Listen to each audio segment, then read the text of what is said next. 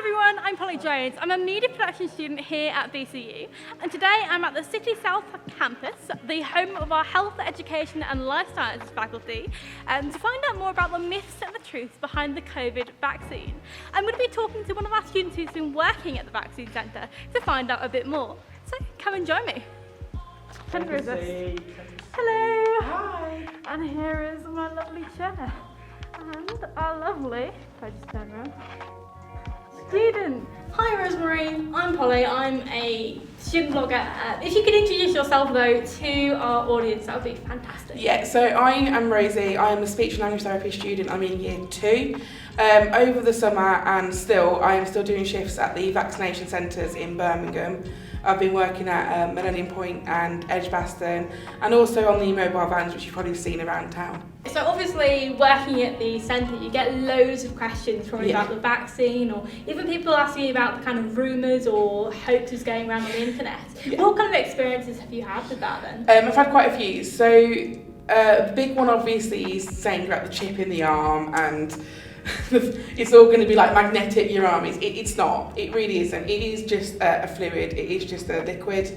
And it's a small amount. I think the majority are having Pfizer now, and it is literally 0.3 mil. It's not even like a big amount. So I think one of the other major concerns a lot of our students or potential students may have is around infertility issues and the vaccines. Could you talk me through a bit about the data and science and whether there is anything to worry about there? So these vaccines are rigorously tested, as was mentioned, and these vaccines are constantly being checked every single week.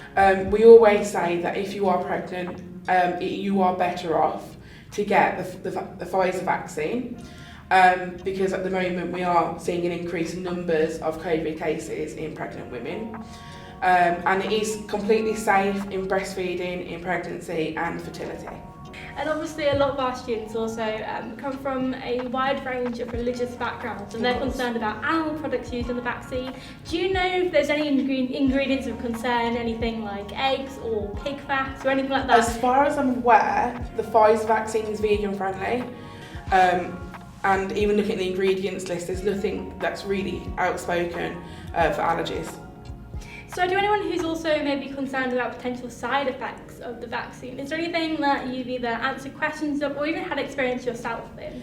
The worst you're going to get is you're going to feel a bit cold-like for the next 24, 48 hours. But we always say to people, if it lasts longer than 48 hours, it's not the vaccine. It means that you've picked up something on the way to the vaccination centre or previously. But yeah, the main side effects are headache, sore arm. The sore arm's the biggest one, and I get a lot of guys coming in going, can I still go to the gym afterwards? Well, yeah, you can. As long as you're fine and you listen to your body, then the vaccination won't harm you and you do what you need to do. And of course, as students, you can also go out and have a drink. We just say, just do it responsibly. So I know a lot of my friends are either worried about needles. Myself, I'm not great at handling needles either. So have you got any tips or recommendations or things when it comes to getting your vaccine around the needles? Is there anything that, can we bring a friend, things like that? Yeah, you can bring a friend, it shouldn't be a problem, especially if you tell them that you are scared of needles. And then also tell the nurse that when you see them that you don't like having things put in your arm. No one does. I can't see anybody that likes having injections or vaccinations. But it is a normal thing, and we are pretty much fully equipped for anything that will happen. If you prefer to have it lying down because you're nervous, we can accommodate that. In any vaccination centre you go to, even on the mobile vans, there is no rushing. You take it at your own pace. You can look away, you can hold your friend's hand, you can listen to your music. But I would say, honestly, drink water. That is the best thing you can do. So a lot of people are quite concerned about the speed of these vaccines have been developed and then put out into the general populace. What would you say about that or to them? So I think there are 3 things mainly about these. These vaccines are not new vaccines. They have been tweaked for the COVID virus, and they have been in production for many years. And they've been built by these scientists, and they've been working in a lab for a long time. Secondly, the funding has been there. The government have pushed so much funding into making these vaccines readily available. And I think that's what's happened. And then thirdly, the whole world has come together and all these scientists have come together in the same minds, and they're trying to work out the best way of getting these vaccines to us.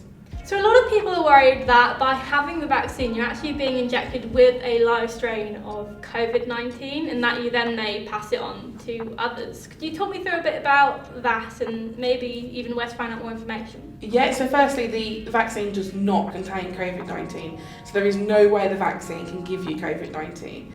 You can, however, pick it up on the way to the vaccine centre if you're not careful. But it does not give you COVID-19. So you've answered some of the questions people may have, but if they wanted to find out further information or resources, where should they go to find out real information, the factual? So first things first, NHS website. Obviously you can also, if you have any questions at all and there's no one on hand to ask, give 119 a call because they're the COVID vaccine helpline, and they will answer all your questions, get you booked in as well at a centre of your choice. So now that we've gone through a couple of the myths or questions people may have you got any tips when you actually do go and get your vaccine? Yeah, just wear loose clothing, and obviously wear a mask, bring a bottle of water in, keep social distant, and then bring something to do in your 15-minute wait. Bit of Candy Crush is always good. That's all we have time for today. Rosemary, thank you so much for coming in and talking to us about the vaccine and for also helping the country through your work in the vaccination centre.